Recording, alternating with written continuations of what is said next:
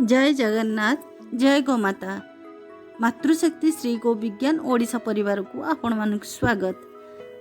देशी गाई घीरे अनेक पोषक तत्व रही जहाँ जड़े व्यक्ति को नुहे बरं अनेक समस्यार साहाय्य करिथाए।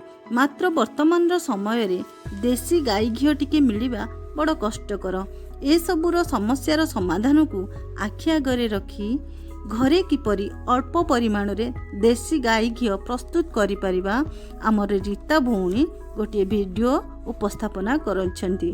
आसंतु देखिबा रीता भौणीकर घी प्रस्तुत प्रणाली। सर्वप्रथमे कंचा क्षीर को से गरम करिछंती। देखंतु एही क्षीरर सर किपरि हळदिया देखा जाउची। एहा देशी गाई क्षीर तेणु एथिरे स्वर्ण तत्व अधिक रही और हलदिया देखा जाउची। भौणी आमर प्रतिदिन क्षीर रु सर को बाहर करी गोटे पात्र रे रखुछंती। एहीपरि से 7 दिन ही क्षीरर सर को रखुछंती। अधिका दिन रखिले एहा सामान्य दुर्गंध होइथाए। तेणु आमे अधिका दिन यहाँ को रखिबा नहीं, 7 दिन रु अधिका रखिबा नहीं।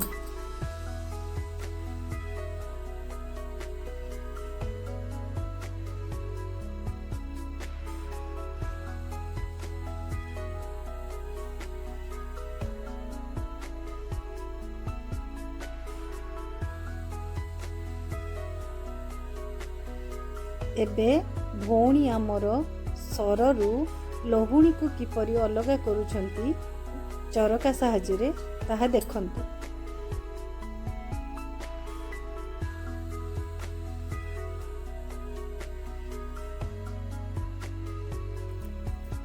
देखंतु लहुणी वर्तमान संपूर्ण अलग होई गला।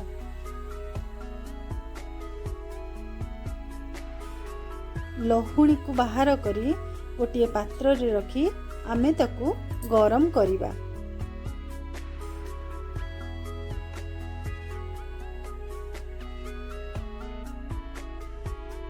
देखंतु लहुणी रु घी धीरे धीरे अलग हो जाउची।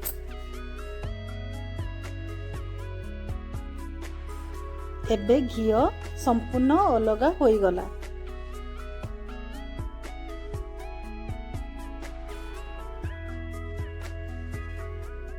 घी को एक काच पात्र रे रखिबा। मोर परवर्ती वीडियो रे देशी गाई घीर उपकारिता विषय रे आपणक निकट रे उपस्थापना करिवि। तेणु मोर परवर्ती वीडियोटी देखिबा पई जदि आम चैनल को सब्सक्राइब न करिसेंती तेबे सब्सक्राइब करंतु। आपणक निकट रे मो वीडियोटी अति शीघ्र पहुंचीबा पई बेल आइकन को दबांतु। हाँ, लाइक और शेयर करने को भूलिबे नहीं। मतामत अपेक्षा रे मु। जय जगन्नाथ जय गोमाता।